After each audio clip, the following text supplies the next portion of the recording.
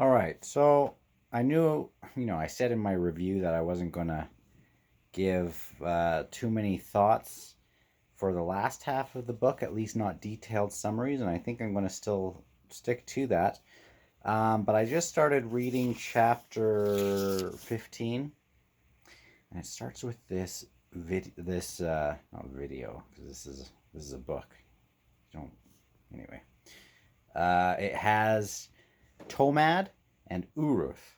And Uruth is calling Tomad this Edur a coward. And of course, Tomad is the father of Fear and Benedus and Troll and Rulad. And I have to say, if there is anything specific that I would call my favorite sort of element that I'm most captivated by, it's got to be this whole Sengar family.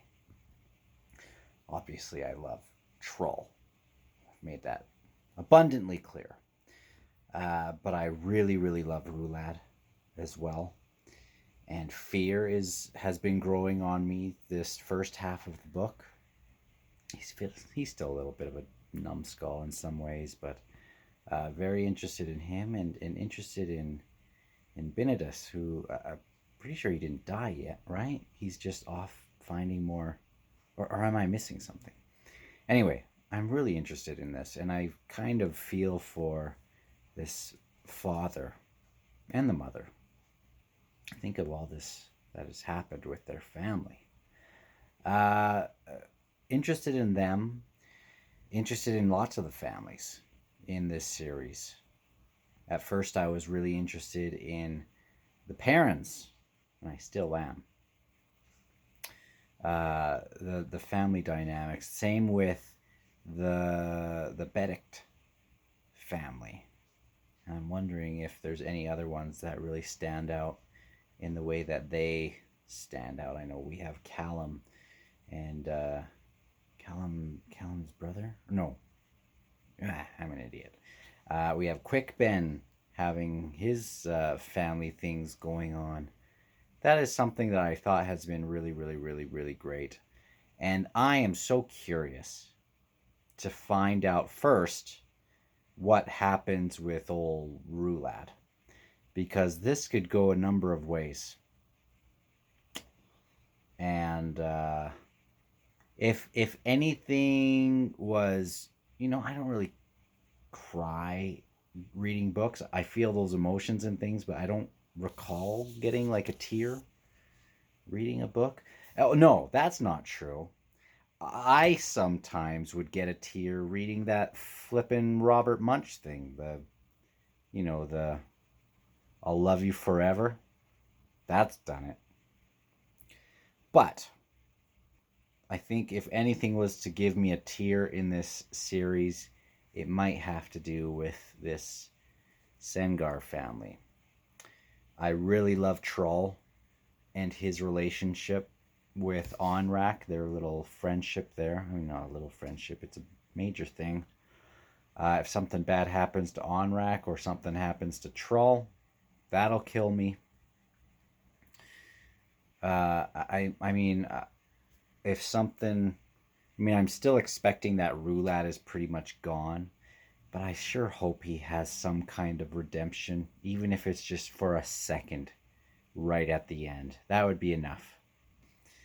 Uh, with Fear, yes, obviously, like he's this most hunted, and he's plot wise he's very interesting, but I'm most interested mainly in those two brothers. And this was the first time I kind of felt something a little bit about this father, even though and the mother.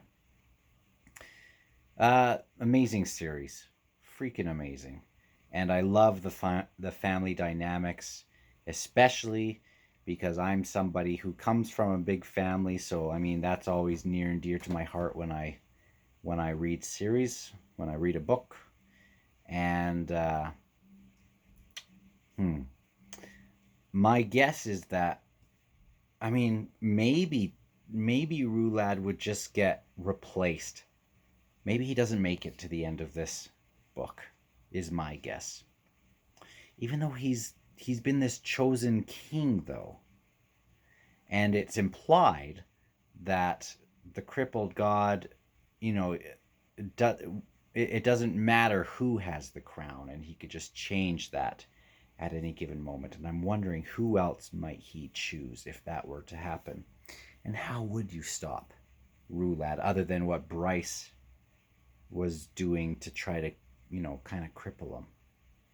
I guess it would be put Rulad under one of those rocks, right? Those rocks at the Fork of Sail and the jacket and stuff are under. Or put him in an acorn. I don't know. But first we got to get rid of this Omtos Falak and let people actually die. Is maybe what's needing to be done.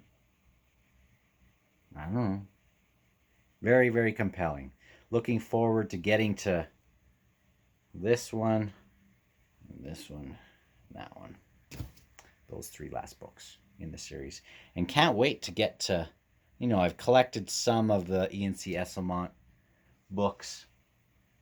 I guess the God is Not Willing is Steven Erickson's as well. It's been great. It's been awesome.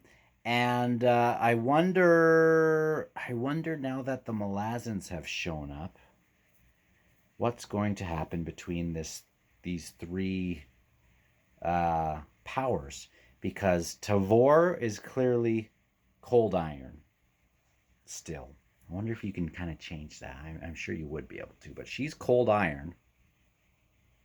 And this red mask, I wonder what you would call him. I mean, he's clearly a menace. I don't know that, he's more hot iron, I guess. And then the Lethrian stuff. Who freaking knows? Who freaking knows? Would Tavor end up being like the next Rulad or something? Is that where this is going? And also, I'm guessing everyone's going to be hooped in a sec, because we're going to have Karsa. No, this is what's going to happen. I just figured it out. Ikariam's going to blow up while everyone's on this island. Then they're all going to be stuck in this freaking death limbo. And they're all going to be, all their ghosts are going to be chained to Karsa. Or something. When is Dragnapur going to be back kind of in the center, in the spotlight?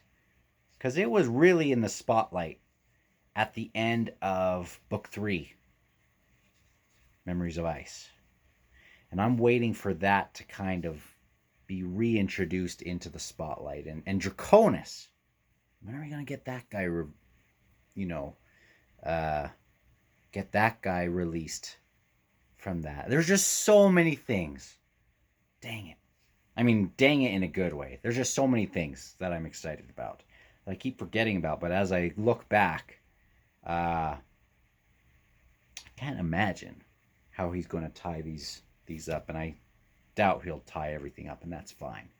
But I just can't imagine how things are going to tie up. Anyway, just was thinking that, and I better keep reading, or else this is going to take me forever. That's just after one freaking scene in chapter 15. Talk to you soon.